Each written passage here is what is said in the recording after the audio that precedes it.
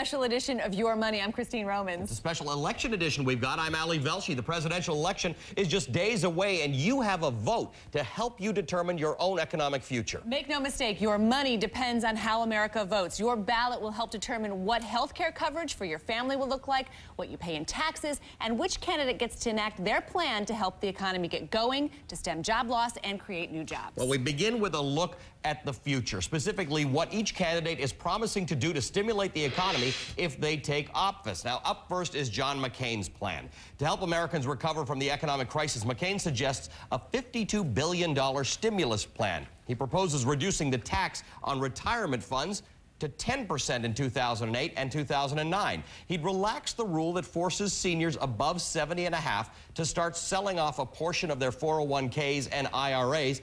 McCain also wants to increase the amount that can be claimed as a tax loss from selling homes or stocks. He'd also temporarily cut the capital gains tax in half and repeal the tax on unemployment benefits. So what does the McCain plan mean for your bottom line? Here to help us better understand the candidates, their economic plans, and how it affects your money, we're joined by Lakshman Achuthan, managing editor of the Economic Cycle Research Institute, an independent research institute focusing on business cycle indicators. Republican analyst Leslie Sanchez joins us as well, and Democratic analyst Hillary Rosen, both of whom are CNN contributors, and Politico's Eamon Javers joins us from Washington as well. Let's start with you, Lakshman. You follow business cycles. We are in a business cycle that's negative at the moment. Yep. Does anything in McCain's plan help us get out of this in any way that was going to change the way we were going to get out of it anyway? Well, that depends, okay? First, we are definitely in a recession. It's not going to end anytime soon. You can't wave a wand and get rid of it.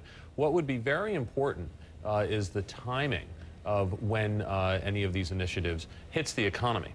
If it hits the economy when it's in a strong downturn, it'll just be like a flash in the pan at best. It might mitigate the downturn a little bit, won't generate a recovery. On the other hand, if you hang on to it just for a second, have the stimulus ready, and hit it on the economy at the specific time when the economy is starting to turn on its own, it has a huge impact, and it could take kind of what we call a very soft U-shaped recovery and make it a V-shaped recovery. That's what you want.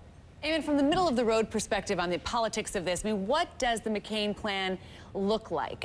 You know, it started out pretty typical, government hands-off, but then he kind of as this crisis got moving, he's endorsing a $300 billion plan to help people refinance their houses, some other things that aren't necessarily what you would expect. Right. I mean, I think John McCain has been caught the way a lot of Washington leaders have been caught, which is totally flat-footed and surprised by the scale of the downturn that we've seen. And he's moved toward embracing some maneuvers that, he never would have embraced in the past. But so have a lot of other folks in Washington because they've been caught so surprised here. So the key, I think, in looking at this additional stimulus question, leaders in Congress are talking about after the election, bringing Congress back and putting together more stimulus. I mean, we did stimulus earlier this year, and it didn't really work. The question is, why do leaders in Washington think that stimulus is going to work this time around? Or is this just an excuse to spend money on some of the things that they've always wanted to spend money on, and now here's their political chance to do that? Because this stimulus is different from the one that we talked about earlier last year, which would be giving checks directly to people. As you're right, Eamon, this one involves spending money, and there are going to be sharp differences about how Democrats and Republicans approach the idea of another stimulus package. Leslie, what's your take on that? Because we've already heard from some Republicans that's a non-starter. Well, if you think back to the last stimulus package, a lot of that was about consumer confidence. It was about ensuring that people felt that the government was responsive. And I think that's why you saw a tremendous amount of support and people responded so rapidly. It was an urgent coming together of the parties and getting something done. Exactly. Well, in the sense that it wasn't like Herbert Hoover. He wasn't going to repeat there's this dramatic call for action and there is no action. But that being said, when it comes to spending, yes, we want government to be effective and responsive, but we don't want to see it running amok in terms of spending tax dollars we essentially don't have, increasing these deficits on something that's meant more to be something for confidence than actually having an economic impact. And that's a good point. Hillary, let's bring you in. Hillary Rosen, Democratic strategist. Hillary, John McCain is hitting hard on this idea that if it is a Democratic president, a Democratic House, a Democratic Senate, running amok with spending might be the future. What do Democrats say about that? Well, I think, you have a worse problem if you have either a Republican president and Democratic Congress, or, you know, what we've seen for the last several years is really gridlock, where you've had a Republican president and a Senate that can't, you know, Republicans have filibustered every significant piece of legislation. I think what you need is a very holistic approach, and you need it to happen quickly. And the only way you're going to get that, really, is if you have a strong Democratic Congress and a Democratic president. You have Barack Obama, #1, on this ridiculous charge of, you know, crazy liberal spending, committing to stick with the pay-as-you-go system that the House and Senate Democrats have stuck with over the last several years. The only thing that's busted that budget has been the president's spending on the war.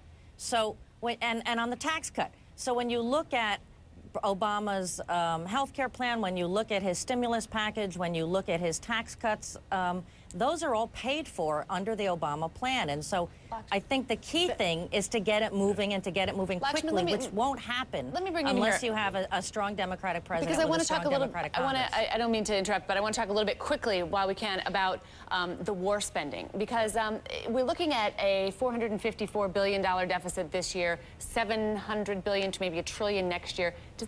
Where does the war spending fit into that? Well, you know, in the very big picture, I don't mean to sound very crass here, but in the very big picture, it's not that much of a percentage of the budget or of the size of our economy. If you look over decades, over big wars that we've had, I'm not minimizing at all the expense of life and everything else here.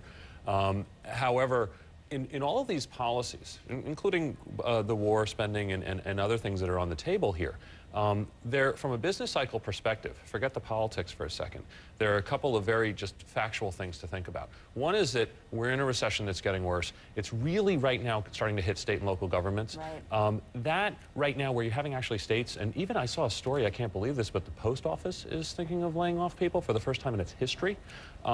When that starts happening in the midst of a deepening downturn, very dangerous. So for the federal government near term, to give some support there could be useful, but then whoever is in the White House and has a stimulus package, and there will be one, it is the timing that means whether or not it's going to be effective or not. If it's McCain or Obama, if you time it right, you can get a V-shaped recovery, which gives you jobs. All right, everybody stick with us. Everything you need to know about Barack Obama's plan for the economy, what he's